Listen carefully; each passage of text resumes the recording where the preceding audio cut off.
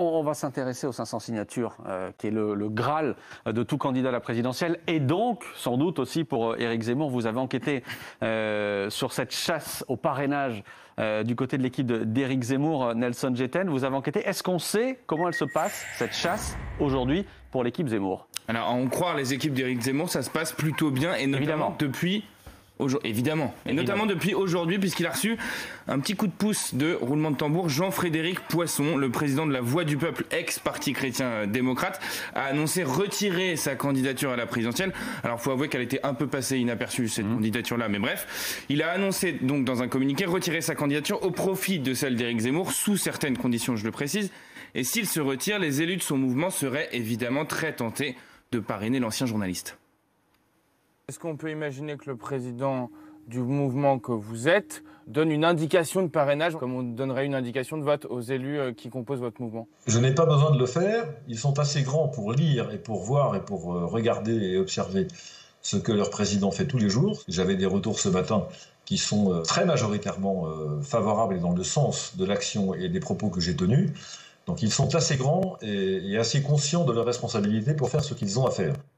Voilà, des grandes personnes, mais avec les mêmes convictions que Jean-Frédéric Poisson, donc ça devrait le faire.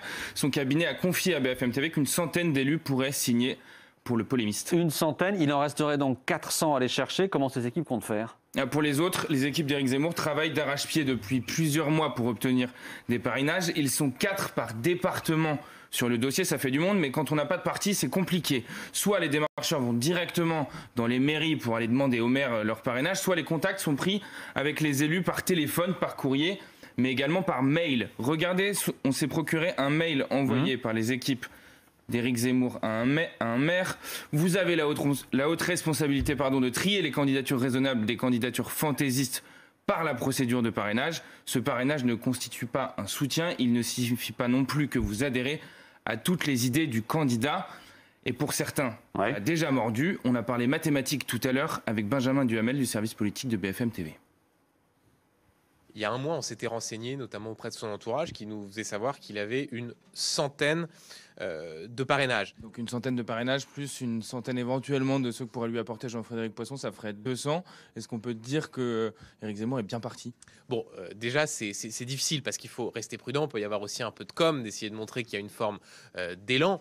Après, c'est assez plausible. La difficulté qu'aura Éric Zemmour et qu'auront d'ailleurs tous les autres candidats, c'est que c'est des promesses de parrainage. Or, c'est pas parce qu'un maire vous promet de vous parrainer le 15 septembre que 2 mois après, il ne change pas d'avis.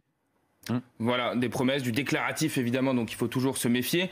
D'autant qu'il y a de moins en moins d'élus qui parrainent les candidats par peur de s'afficher, puisque les parrainages sont publics. En 2022, vous pourrez aller voir quel élu a offert son parrainage à quel candidat sur le site du Conseil constitutionnel. Mais alors, combien d'élus avaient donné leur parrainage lors des précédentes élections? Ça ne fait que baisser depuis 2007. Regardez sur les 42 000 élus. En 2007, 17 815 élus avaient parrainé un candidat. En 2012, ils étaient 15 047 à avoir soutenu un candidat à la présidentielle et plus que 14 296 en 2017.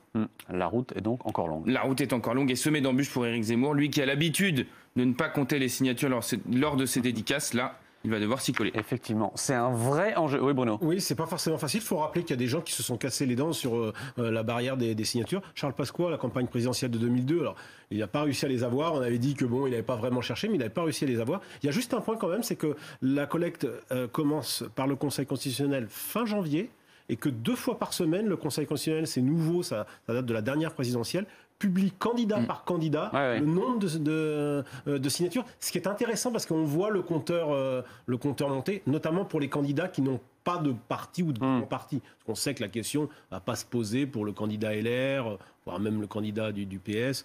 Pour les autres, ça peut être plus compliqué. Mais il faut garder cet obstacle-là, cette barrière-là, ou en tout cas ce péage-là, pour pouvoir participer à la présidentielle?